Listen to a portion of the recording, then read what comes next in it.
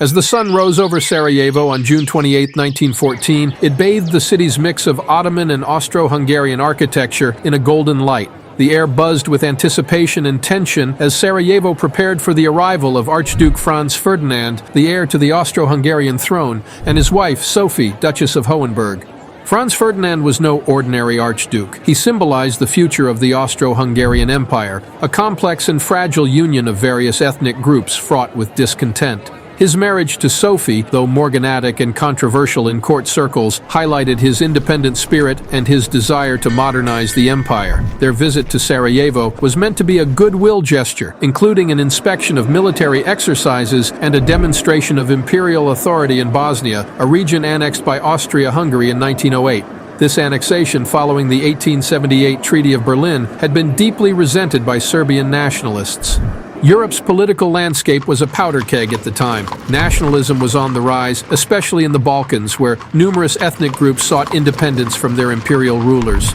Serbia, buoyed by recent victories in the Balkan Wars, aimed to unify the South Slavic peoples, including those under Austro-Hungarian rule.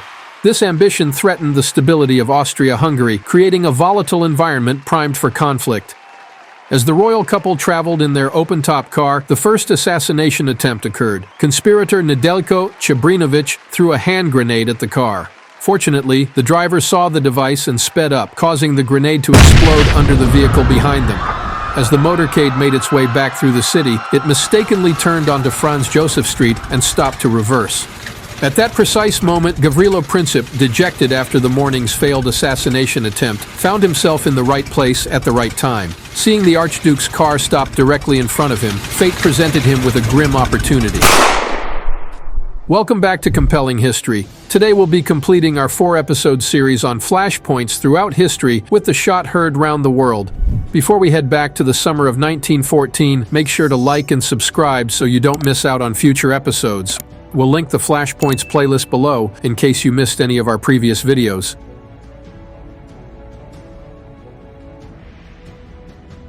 The sun was rising over Sarajevo on June 28, 1914, casting a golden hue over the city's architecture, a blend of Ottoman and Austro-Hungarian influences.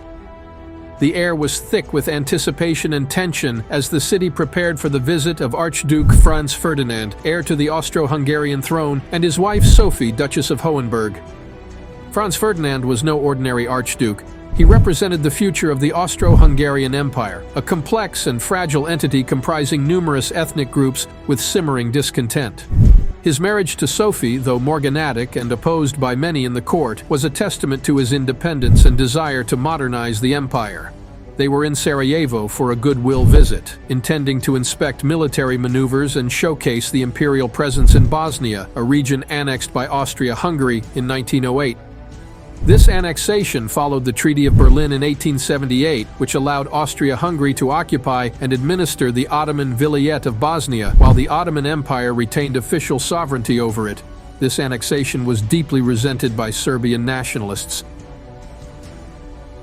The political landscape of Europe at the time was a powder keg. Nationalism was on the rise, particularly in the Balkans, where various ethnic groups sought independence from the empires that ruled them. Serbia, emboldened by recent victories in the Balkan Wars, harbored ambitions of unifying South Slavic peoples, including those under Austro-Hungarian rule. This desire for unification directly threatened the stability of Austria-Hungary, creating a volatile environment ripe for conflict. Serbia's transition from a principality to a kingdom in 1882, with Prince Milan IV Obrenović becoming King Milan I, marked a significant shift. Initially, the Obrenović monarchs maintained close relations with Austria-Hungary. However, the Serbian coup of May 1903, led by Dragutin Dimitrijević, brought a more nationalist dynasty to power. The new king, Peter III of the House of Karađorđević, was friendlier to Russia and less accommodating to Austria-Hungary. This change exacerbated tensions between the two nations. The period from 1906 to 1913 saw a series of conflicts and disputes that further strained Austro-Hungarian and Serbian relations. The Pig War of 1906 was a customs dispute that highlighted economic tensions. The Bosnian crisis of 1908-1909 saw Serbia protesting Austria-Hungary's annexation of Bosnia and Herzegovina, but ultimately, Serbia had to acquiesce without any compensation. The Balkan Wars of 1912–1913 further emboldened Serbia as it acquired Macedonia and Kosovo from the Ottoman Empire and expelled Bulgaria from its newly gained territories. Serbian nationalism was on the rise, fueled by military successes and cultural organizations promoting nationalistic sentiments. The establishment of groups like Young Bosnia and the Black Hand reflected the growing fervor for ending Austro-Hungarian rule in Bosnia and uniting South Slavs. Bogdan Jerajić's assassination attempt in 1910, although unsuccessful, inspired future assassins like Gavrilo Princip and Nedeljko Čebrinović. The Black Hand, founded in 1911 by key members of Narodna Odbrana, aimed to create a greater Serbia through terrorist actions. As Archduke Franz Ferdinand and Duchess Sophie embarked on their visit to Sarajevo, the city was a hotbed of political tension. The goodwill visit, intended to demonstrate imperial power and foster loyalty, was instead a poignant reminder of the deep-seated animosities and nationalist aspirations that plagued the region. The stage was set for a dramatic confrontation, fueled by a complex web of alliances, historical grievances, and fervent nationalism. The events leading up to June 28, 1914, were a prelude to a cataclysmic moment that would forever alter the course of history.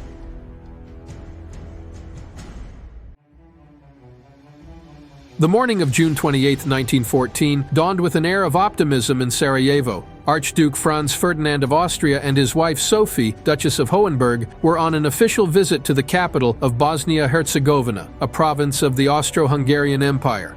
The day promised a series of ceremonial events, public parades, and the adulation of the crowds. Little did anyone know, this day would mark a momentous turning point in world history.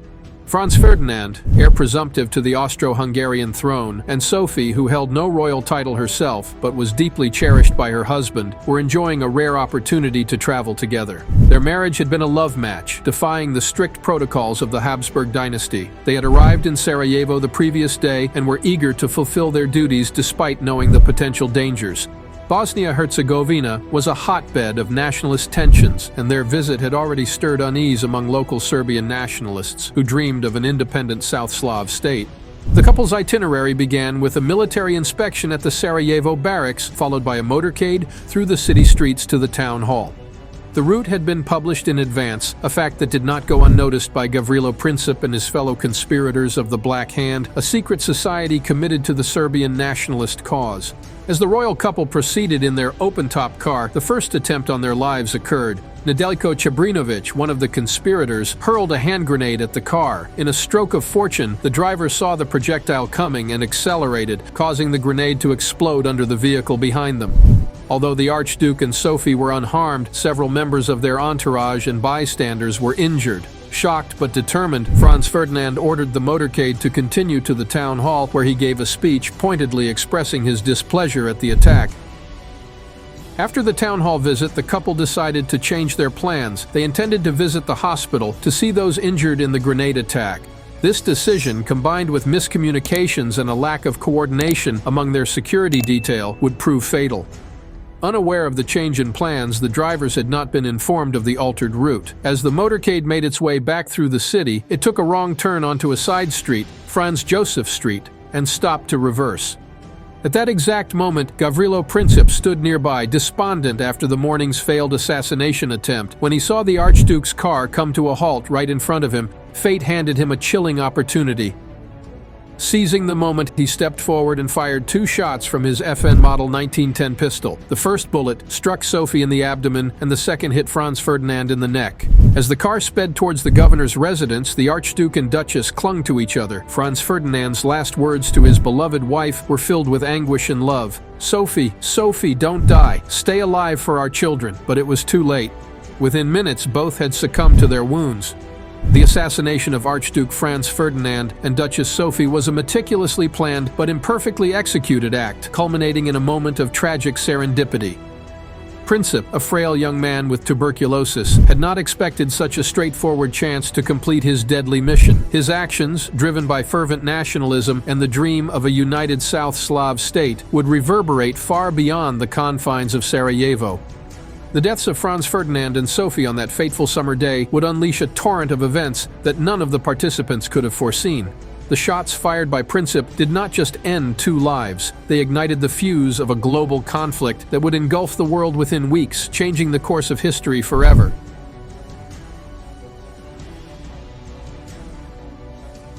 On June 28, 1914, a shot rang out in Sarajevo, shattering the relative peace of Europe and igniting a fuse that would set the world ablaze. The assassination of Archduke Franz Ferdinand of Austria and his wife Sophie, Duchess of Hohenberg, by Gavrilo Princip, a Bosnian Serb nationalist, was more than a tragic loss of life. It was the spark that ignited the powder keg of tensions simmering across Europe. In the immediate aftermath, the Austro-Hungarian Empire, reeling from the loss of its heir, demanded retribution. They saw an opportunity to crush Serbian nationalism, which they perceived as a direct threat to their empire's stability. Backed by Germany, Austria-Hungary issued an ultimatum to Serbia, one so harsh it seemed designed to be rejected. Serbia's response, though conciliatory, was deemed insufficient, and on July 28, 1914, Austria-Hungary declared war on Serbia.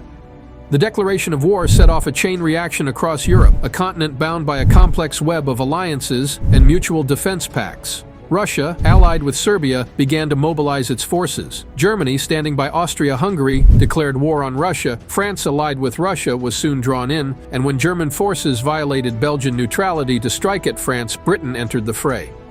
What followed was a descent into chaos, a war of unprecedented scale and destruction. The Great War, later known as World War I, engulfed the continent and beyond, drawing in nations from across the globe. The idyllic landscapes of Europe were transformed into scarred battlefields, where the horrors of trench warfare, chemical weapons, and massive loss of life became the grim reality.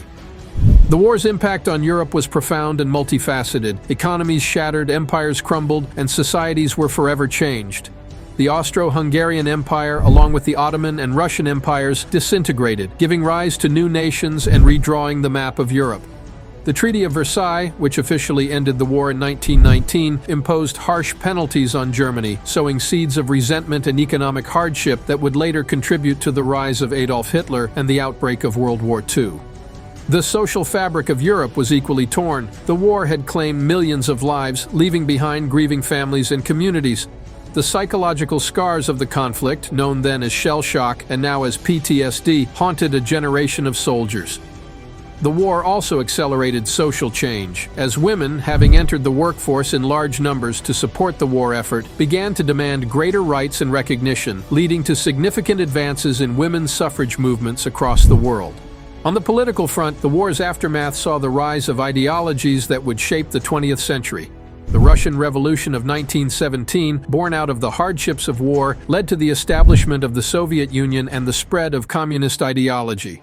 In Italy and Germany, the turmoil and economic strife of the post-war period fueled the rise of fascist movements, culminating in Mussolini's and Hitler's dictatorships. The assassination of Franz Ferdinand thus did not merely trigger a war, it reshaped the world order. The balance of power in Europe shifted dramatically, with the United States emerging as a significant global player after joining the war in 1917. The League of Nations, the precursor to the United Nations, was established in an attempt to prevent such a devastating conflict from recurring, though it ultimately failed to stop the march towards World War II. The legacy of the assassination and the war it precipitated is a stark reminder of how a single event can alter the course of history. The world that emerged from the ashes of World War I was markedly different, marked by new borders, new powers, and new challenges. The story of Franz Ferdinand's assassination is not just a tale of a fateful day in Sarajevo, but a pivotal chapter in the larger narrative of human history, illustrating the interconnectedness of events and the profound impact of conflict on the world stage. As we reflect on this period, it is essential to understand that the echoes of 1914 still resonate today, shaping our current geopolitical landscape and reminding us of the fragile nature of peace.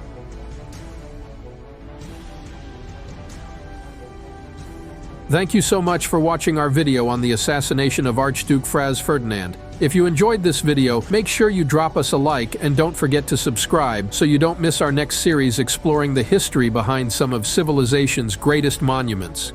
Comment below what topics you'd like to see explored in future episodes. This channel is not possible without your support making it happen.